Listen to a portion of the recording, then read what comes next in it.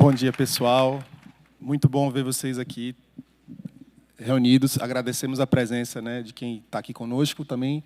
E quero chamar para o palco aqui a senadora Tereza Cristina e a Basília Rodrigues, jornalista, que também vai conduzir essa entrevista junto com a senadora aqui.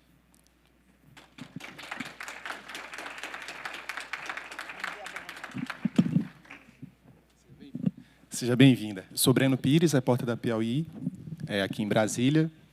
E, bom, para a gente já começar, né, em ritmo de discussão, senadora, gostaria que a senhora pudesse explicar um pouco, assim, principalmente com a visão que existe atualmente dos especialistas na questão ambiental sobre o projeto de licenciamento que foi aprovado pelo Senado, né, que é uma espécie de licença automática para empreendimentos de pequeno e médio porte, faz a gente lembrar, por exemplo, da tragédia de Brumadinho e de Mariana, que eram procedimentos considerados de médio porte. Então, em nome do desenvolvimento, a retirada de algumas salvaguardas existentes na nossa legislação não é um erro que pode trazer problemas para o país? Bom dia a todos. E você já começou com uma pergunta quente, mas que eu acho uma ótima pergunta. Bom, primeiro eu quero dizer que o licenciamento ambiental ele está em discussão no Senado há 2 anos. Ele esteve 2 anos parado e depois 2 anos de discussões intensas. Hoje eu li e a gente fica assim, estarrecido. Ah, não foi discutido. Claro, não foi discutido porque algumas pessoas não se interessam pelo tema. E aí, quando a gente faz várias audiências públicas, chama todos os setores, atende a todos, nós atendemos a todos que quiseram conversar, colocar suas posições, argumentos, e eu acho que o licenciamento ambiental ele ficou. Eu discordo totalmente dessa flexibilização, dessa automatização que colocam. Por quê? Porque as licenças por adesão e compromisso, que é a grande discussão, ela, no pequeno porte ela já existia, e no médio porte ela ainda é uma ação do ente, da autoridade licenciadora. Então, não sou eu que chego lá com um projeto de médio porte e que vou falar, não, eu quero fazer por ação e uma LAC, né, adesão e compromisso. Não é assim. Então, os licenciamentos de médio porte que podem ser feitos por ação e as LACs... Licença por adesão e compromisso. Adesão e compromisso, o que vai acontecer? O órgão licenciador vai dizer, olha, você precisa de tais documentos para você poder ter o seu empreendimento licenciado. O que você vai dar é mais agilidade. Agora, o órgão licenciador ele sempre vai poder pedir mais alguma coisa, né? O que vai acontecer? Vai ser um fast track, ela vai ser um pouco mais rápida do que ela é hoje. Então, eu não vejo isso como uma flexibilização, enfim, uma coisa que você vai perder, enfim, você vai flexibilizar para poder precarizar uma ação de meio ambiente. E depois, nós temos que levar em consideração que tudo que você faz tem um impacto, negativo ou positivo. E os impactos eles precisam ser corrigidos. Por isso que existe um negócio chamado mitigação. E é isso que os licenciadores, as autoridades licenciadoras, que mais de 90% das licenças ambientais hoje já são feitas pelos estados e não pela União. Os grandes projetos que passam as barreiras, que têm 2, 3 estados envolvidos, esses projetos continuarão ficando sob a ação da União. Os projetos dos estados continuarão feitos pelos estados. E aí o estado vai dizer o que é que ele quer. Na verdade, nós não podemos mais ter projetos de médio porte, por exemplo, com 10 anos para acontecerem. Esse é o grande problema. E é por isso, aliás, um senador do PT, o líder do PT, falou uma coisa que me impressionou muito quando o projeto foi aprovado. Ele disse, isso é igual uma barragem. Complicaram tanto que transbordou. Então, mas eu ainda discordo dele. Eu acho que nós fizemos o licenciamento de uma maneira tranquila, sem pressão de ninguém, recebemos todo mundo, e eu fiquei muito surpresa, porque o governo nos procurou no penúltimo dia, e começamos a discutir justamente os impactos e a LAC de médio porte. Fizemos várias discussões, chegamos até a uma proposta entre eles e nós, nosso time de colaboradores, e aí eles não nos deram a resposta. Então, a LAC de médio porte, ela podia ter sido resolvida e ter tido, enfim, alguma influência maior se o meio ambiente quisesse ter e o governo quisesse ter. Mas eles ficaram com a gente até às 15h e não nos deram resposta sobre o texto que foi discutido com eles, e eu acho até que teve algumas coisas que nós poderíamos melhorar naquele momento, mas no último minuto, e não voltaram com a resposta sim ou não. Senador, só para ficar claro, a gente tem uma divisão no governo, né? Tem a ministra do Meio Ambiente, Marina Silva, que tem uma posição, por exemplo, radicalmente contra esse projeto de lei, e a gente soube que teve também reuniões, né, envolvendo a Casa Civil, com a senadora, né, o ministro Rui Costa e o Davi Alcolumbre. Imagino que tenha sido essa a reunião da véspera, eu queria só confirmar, para ficar claro. É isso. Sim, mas quero te dizer o seguinte, não fui eu que fiz sozinha esse projeto de lei. Esse projeto de lei ele foi feito a duas mãos, com o senador Confúcio, que era relator na Comissão de Meio Ambiente, e com a senadora Tereza na Comissão de Agricultura. E o senador Confúcio é líder do governo, e ele trabalhou 2 anos com o governo, fazendo, indo, ajustando, até que nós sentamos. Como nós tínhamos um problema legislativo de encaminhamento, era muito difícil votar 2 relatórios diferentes no plenário, como é que você ia fazer com diversos pontos que nós tínhamos de divergências, enfim, pontuais, maiores ou menores. E nós fomos discutindo, ponto a ponto, e chegamos a um relatório único. E o senador Confúcio é um senador que é do governo, ligado, e tinha muitas conversas com o meio ambiente. Então, agora ele foi para a Câmara. Eu podia simplesmente ter pego o relatório da Câmara e ter aprovado ele como veio da Câmara. Estava resolvido o problema. Passasse no Senado, estava encerrada a discussão. Nós abrimos a discussão com todos, todos. Eu quero dizer que quem quis conversar sobre esse assunto foi recebido ou por mim ou pela minha equipe. Então, agora vamos ver como é que vai acontecer na Câmara. Estão aí dizendo que vai ter muita judicialização. Enfim, eu acho que não terão tantas judicializações assim. Claro que judicialização sempre há, né? No Brasil é um país que nós adoramos votar, ganhar a votação e depois vão lá e judicializam. Então, isso virou meio parte da nossa cultura. Mas eu acho que o projeto, ele funcionando, os estados, inclusive eu conversei com muitos secretários de outros estados, dos estados brasileiros, para saber como era, quais eram as dificuldades, o que era fácil, o que era difícil, o que precarizava, o que não precarizava. Enfim, eu acho que a imprensa ajudaria muito se procurasse alguns secretários. Por exemplo, aqui em Goiás, era dificílimo licenciar.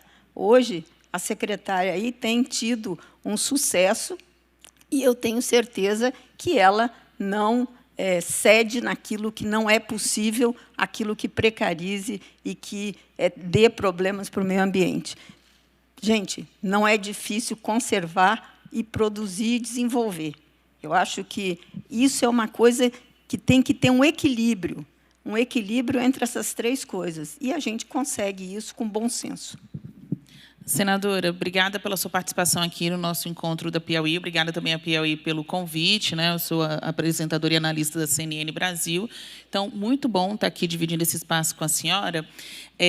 Além do papel do legislativo, que é o que se propõe esta mesa, a gente vai falar também de 2026 e algumas polêmicas, não tem como fugir disso. Como força feminina no campo da direita e também ex-ministra, como que a senhora descreve ou qual a sua avaliação sobre o tratamento dado pelo Senado Federal à ministra do Meio Ambiente, Marina Silva, naquela comissão em que ela teve que falar, entre outros assuntos polêmicos, também sobre licenciamento? A, a ministra Marina Silva, todas as vezes que ela esteve no Senado, pelo menos, e que eu participei, sempre foram reuniões tumultuadas. Nunca foram reuniões muito tranquilas, né? Mas ela não merece respeito? Claro que merece. Eu não estou dizendo que reuniões tumultuadas ou acirradas não quer dizer que respeito todo mundo merece, principalmente mulheres, né? Eu não estava na reunião, eu não participei. Eu não posso lhe dizer como é que a coisa escalou daquela maneira, né? Mas eu acho que foi uma reunião que ninguém ganhou. Foi uma reunião de perde-perde, né? Acho que a ministra não ganhou e nem os senadores ganharam. Foi uma reunião que deveria ter sido encaminhada de outra maneira para que eu entendo a situação dos senadores do norte do país. Eles são, porque eu conversei muito com eles durante o PL do licenciamento. Eles são indignados com algumas coisas que a região norte não consegue ter. Então, por exemplo, a rodovia 319, há não sei quantos anos parada, ela já foi uma rodovia que foi asfaltada no passado. E agora você não consegue ir de Porto Velho a Manaus porque você tem quase um caminho lá da roça, e não uma rodovia. E que é super necessária, não só para carga, para abastecimento dessa região, mas também para as pessoas. Haja visto o que aconteceu na pandemia, que o oxigênio não conseguia chegar em Manaus. Então, tem algumas coisas que precisa bom senso. Mas nós vamos ter problema quando abrir? Vamos, claro que vamos, mas nós precisamos mitigar esse risco. Quais são as soluções de mitigação do risco? Mas simplesmente dizer não, às vezes, causa esse tipo de problema. E você, só terminando uma coisa que você me falou, que eu acho importante. Brumadinho, enfim, todas essas tragédias que nós vivemos no passado, é com a lei atual. Então, se essa lei que está aí fosse boa, isso tudo não teria acontecido. Então, a gente tem que pensar e estudar. E ninguém fala do projeto de lei complementar 140, que é ele que dá as diretrizes e ele que dá as competências. O PL do licenciamento ele só diz como e quem faz. Não é, ele é diferente. A raiz e o centro de tudo está no PLC 140, que é isso que precisa também ser levado em consideração. Diante destas necessidades, né, a senhora traça um cenário de demanda, especialmente ali do norte do país, por novas regras no licenciamento. Este é um congresso que está produzindo muito pouco. Essa é uma percepção não somente de nós analistas, mas da população também. A gente já está no mês 6. E o que Câmara e Senado fizeram até agora? Do lado da Câmara, aumentou o número de vagas de deputados. Do lado do Senado, eu acho que de proveitoso teve o PL da reciprocidade, que, inclusive, a senhora tem bastante digital nisso. Mas e sobre o PL do licenciamento? A senhora acha que passa esse ano? Eu acho que passa. Eu acho que precisa agora ser bem conduzido na Câmara. Eu não vejo nenhum problema se a Câmara, enfim, se o meio ambiente, algum ponto que eles tenham, possa ser levado, possa ser melhorado, é que aí volta para o Senado de novo. Mas eu acho que pode ter um tempo. Eu sou contra assodamento de projetos importantes, né? O projeto da reciprocidade estava há muito tempo parado lá, e aí eu peguei para relatar. Eu já vinha discutindo isso há muito tempo. De novo, eu volto a dizer, é que, às vezes, as pessoas não prestam muita atenção naquilo também que a gente está fazendo. Vocês não, porque estão todo dia lá cobrindo.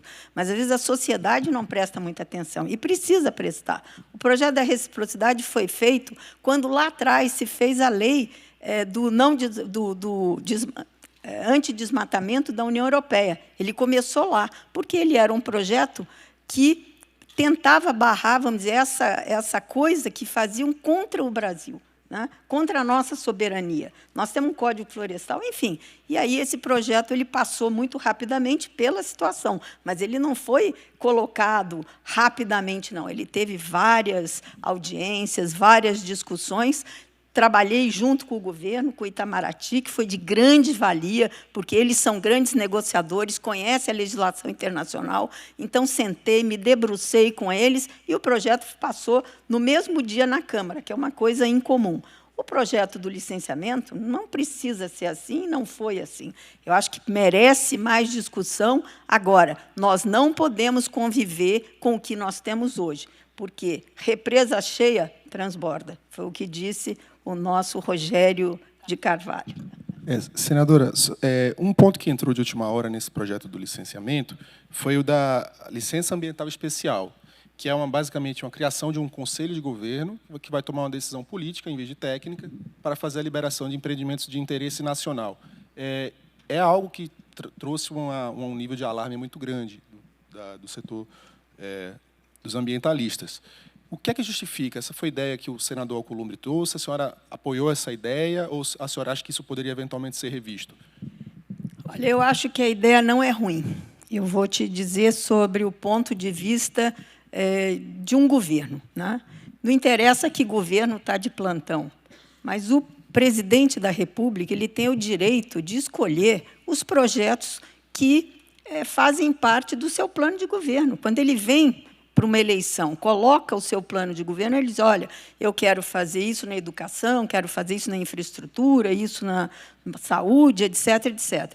E o que está acontecendo é que os governos, hoje, não têm a possibilidade, né, ou as coisas ficam tão emperradas no meio ambiente, na área de infraestrutura, que os projetos acabam não saindo naquele governo e nem, às vezes, no próximo governo. Projetos estruturantes. Nós vamos ter um problema sério de energia em breve. Nós temos energia sobrando, energia sustentável, energia verde, mas nós precisamos de energia firme para sustentar esse resto de energia intermitente que nós temos aí. Como é que vão ser feitos esses projetos? Quantos anos eles vão ficar na esteira?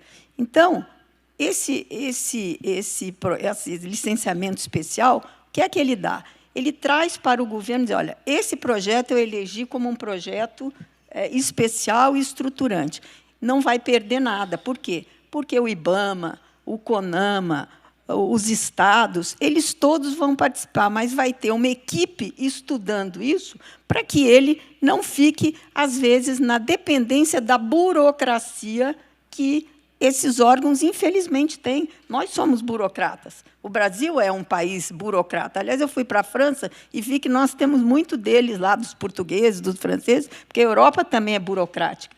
Mas nós precisamos, para o país em desenvolvimento como o nosso, nós precisamos de alguns projetos, e eu tenho certeza que serão poucos, mas serão projetos de grande porte que o governo vai reunir uma equipe e vai fazer, dar um andamento mais intenso a ele. Uma pergunta sobre um ponto de vista mais amplo, assim, na visão da senhora, que é uma das vozes mais influentes no setor do agro nacional, né, dentro da política, para a senhora, qual é o maior ativo do agro brasileiro, da agricultura brasileira? Tecnologia, inovação. O agro brasileiro, lá atrás, ele teve um momento que ele precisou se descolar de tudo e trabalhar muito internamente na parte de tecnologia. Primeiro, porque o agro brasileiro é o único no mundo que tem uma tecnologia diferenciada, que é uma agricultura tropical. A nossa agricultura é diferente de todas as agriculturas do mundo. Não tem nada igual nos Estados Unidos, e ela serve só para a África, para a parte da África. E nós desenvolvemos isso com grande competência no Brasil ao longo desses últimos 30, 40 anos. Né? 50 que o Brasil começou a trabalhar isso, mas nos últimos 20, 25 anos, o Brasil cresceu muito em tecnologia. Fizemos aí 2, 3... Hoje, nós fazemos 2 a 3 safras por ano, dependendo da localização que você esteja e do sistema de produção. 2 safras, quase todo o Brasil hoje é possível fazer.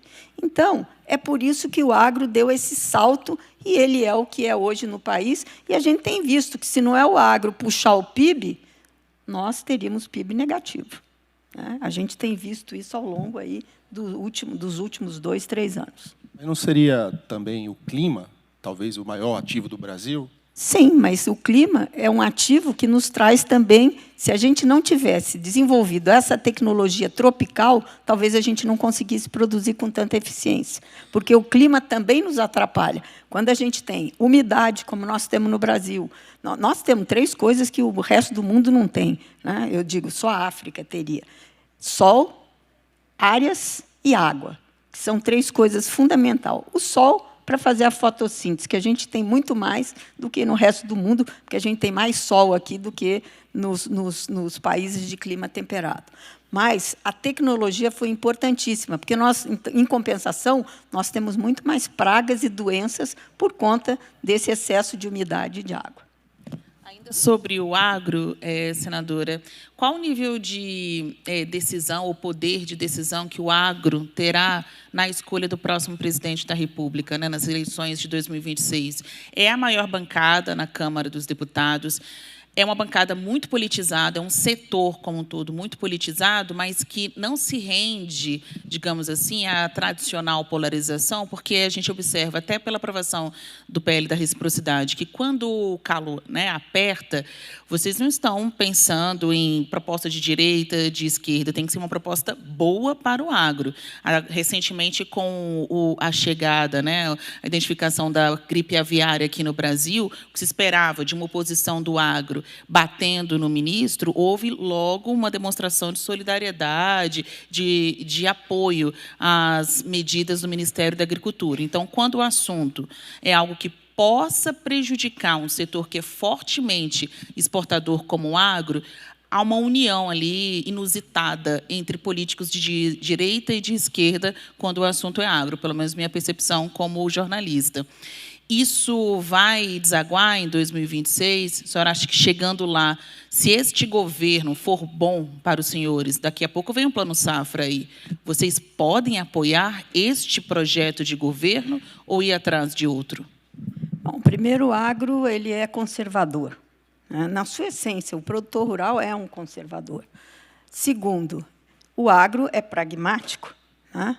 O agro, até por ele ter se descolado um pouco do governo, o Plano Safra é muito pequeno para o agro, ele é fundamental, mas ele não é a única coisa que resolve o agro, porque ele só financia 1/3 da produção, né? Agora, o todo, né, da economia, isso sim é muito importante para o agro. O dólar é muito importante para o agro, os juros, né, baixos. Então, o agro é pragmático. O agro ele tem uma tendência de direita maior. E eu acho que ele dificilmente apoiaria o PT. Eu não estou dizendo que isso é uma regra, né? Mas acho que é muito difícil o agro, na sua maioria, apoiar o PT, né? Nós temos um problema muito sério com o governo de esquerda, que é o MST, que prega invasão de terra, que prega tomar propriedades hoje produtivas, porque hoje quase não se tem mais propriedades improdutivas no Brasil. Então, esse é um ranço que o agro tem com o governo, este governo em especial. A senhora pode ser candidata à vice-presidência da República no ano que vem? Ou presidência? Bom, primeiro, eu nunca vi ninguém fazer campanha para ser vice. Pois é, seu partido diz que a senhora é a vice. Não. Eu acho que isso vai depender muito da montagem, né, do que o campo de centro, né, eu sou de centro, eu sou conservadora, mas eu acho que o campo da centro-direita é que vai fazer as melhores escolhas para também ser pragmática e ganhar a eleição. Eu acho que nós queremos ganhar a eleição. Então, essa escolha tem muitos nomes bons na direita. Agora, a direita precisa estar organizada e também ser pragmática para poder ganhar a eleição. Senadora, alguns colegas seus de ministério no governo Bolsonaro hoje estão denunciados no Supremo Tribunal Federal. Hoje, alguns dos seus colegas, por exemplo, ex-ministro General Heleno, General Braga Neto e o próprio ex-presidente Bolsonaro estão denunciados, entre outros, por crimes contra o Estado Democrático, a tentativa, o planejamento do golpe. E eu queria saber se a senhora tem um posicionamento claro sobre a questão que uma parte dos eleitores, né, e dos parlamentares apoiadores do Bolsonaro pedem, que é a anistia. E se essa anistia seria para a pessoa que, de fato, estava ali no 8 de janeiro, ou se o propósito não é liberar e tornar elegível novamente o próprio presidente Bolsonaro? Eu fui visitar muitos os presos do dia 8 de janeiro. E eu vi pessoas lá que não tinham a menor condição, não estavam ali para, enfim, para dar um golpe. Elas foram, enfim, estavam na frente lá dos quartéis, estavam insatisfeitos com a eleição. Agora, aqueles que fizeram todo esse vandalismo, esses têm que ter mesmo punições fortes. E eu espero que a justiça brasileira resolva isso da melhor maneira possível, né?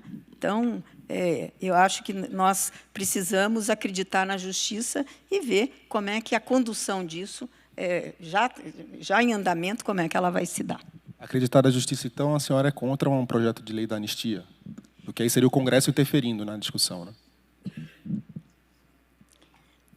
Eu já me declarei a favor da anistia, porque as penas, todo mundo viu as penas já dadas, foram penas muito altas para as pessoas que cometeram crimes, nem sei se cometeram crimes, mas que estavam lá. A mulher do batom, por exemplo, que foi usada aí como uma coisa. Será que ela merecia ganhar a pena que ganhou? Então, eu sou a favor da anistia, sim, para esses casos. Eu acho que a gente vai ter que discutir isso muito. Esse é um outro tema que precisa... Se isso servir para a pacificação do Brasil, principalmente, eu acho que nós temos que votar anistia.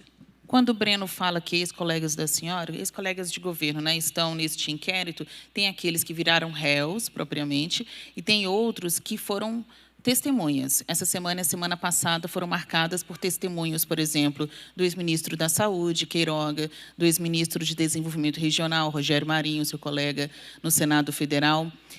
A senhora acha que houve, de fato, uma tentativa, uma trama golpista organizada dentro do governo Bolsonaro, do qual a senhora fez parte? Pensa bem antes de dar essa resposta. Porque tem gente falando, tinha umas minutas do golpe que passavam por aqui. Isso é tentar golpe? Pensar no golpe é tentar golpe? Olha, eu nunca participei de nada que tratasse desse assunto dentro do Palácio. Então, não passou por mim nada disso. Eu sempre tratei... Meu ministério é um ministério técnico, que eu tive sempre muito apoio do presidente Bolsonaro para fazer desse setor um setor forte, mais forte, para poder abrir mercados pelo mundo todo. Enfim, eu nunca participei de nenhuma reunião e nunca, nenhum desses meus colegas, que estão ou indiciados ou testemunhas, nunca trataram desse assunto comigo. Então, é um assunto que eu realmente desconheço. Se foi tratado, eu não sei, não posso dizer, né? Agora,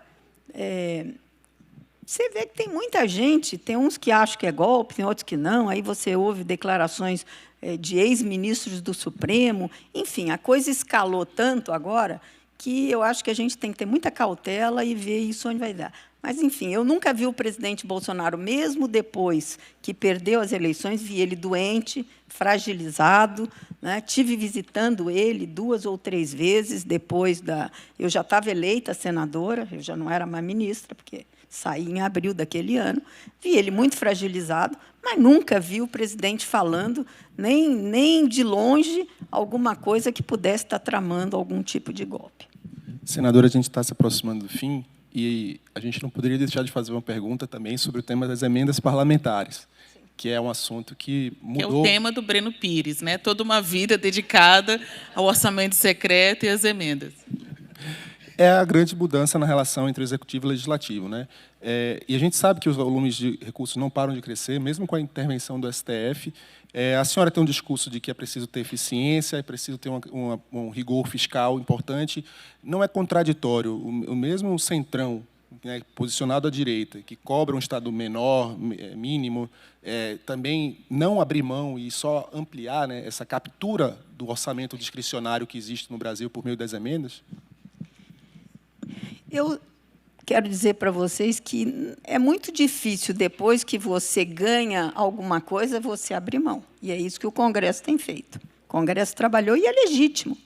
Agora, eu acho que a maneira de mandar as emendas, de trabalhar com as emendas, precisava ser revisto, né? Porque, realmente, você, hoje, não tem um controle, não tem a governança de para onde essas emendas estão indo e onde está chegando e quem está mandando.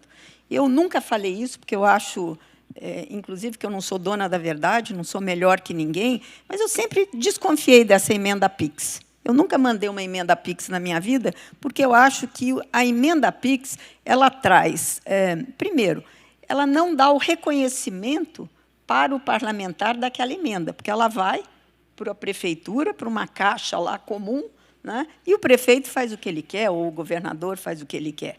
Então, eu nunca fiz uma emenda PIX, sou contra a emenda PIX. Eu acho que você agora estão tentando melhorar, o meu assessor que cuida de emendas até brincou comigo, não leia essa nova, o que estão propondo para a nova emenda PIX, para a senhora não ficar tentada. Então, eu não vou ler, porque eu não quero ficar tentada. Agora, nós temos que levar em consideração algumas coisas, Breno. Não é possível que, das emendas que você faça todo ano, só 33% se efetivem no final. Então, isso é muito ruim. Isso você perde energia, você perde recursos, e esses recursos ficam 2, 3, 4 anos parados na Caixa Econômica, no Ministério, na Prefeitura, sem poder usar, sem dar efetividade. Então, nós precisamos mudar. Eu acho que estou tentando fazer uma lei para ajudar o Brasil, para ajudar o orçamento a ser mais efetivo, a ele realmente levar aquilo que precisa. Eu vou dar um exemplo da minha bancada do Mato Grosso do Sul, que eu considero, eu não sei se tem outras que fazem, mas a nossa bancada, nós somos só 8, nós trabalhamos há muitos anos já, desde que eu era deputada federal, que nós trabalhamos fazendo o quê? Nós pegamos o governador, ele nos passa todo o seu programa de ações públicas que ele quer realizar na saúde, na infraestrutura, e nós colocamos as emendas de bancada dentro daquelas ações. Então, não tem uma coisa dispersa, que cada um manda para onde quiser. Então, e outra coisa, obras inacabadas, todo ano você tem que colocar até aquela obra acabar. Eu acho que isso, sim, é uma maneira que até outras bancadas deviam olhar, porque é efetivo, funciona, resolve o problema. Então, mas acho que nós ainda vamos ter que aprender a trabalhar de melhor forma, como fazer com que essas emendas cheguem lá e sejam efetivas. Por quê? Também tem o outro lado da moeda, você que estudou e que olha isso com profundidade. O deputado, ele sabe o que acontece, às vezes, aqui em cima, a cúpula que não sabe o que precisa lá embaixo. O deputado estadual, ele consegue passar para a bancada as necessidades locais. Então, é claro que você pode, vamos dizer assim, eu estou falando de maneira geral, você pode também aplicar de maneira mais efetiva o encaminhamento dessas emendas. Legal, realmente precisa melhorar ainda esse tema. Agradeço imensamente a sua presença, senadora, também a Basília. A gente agora vai abrir espaço, pois teremos também o ministro da Fazenda, Fernando Haddad, em instantes.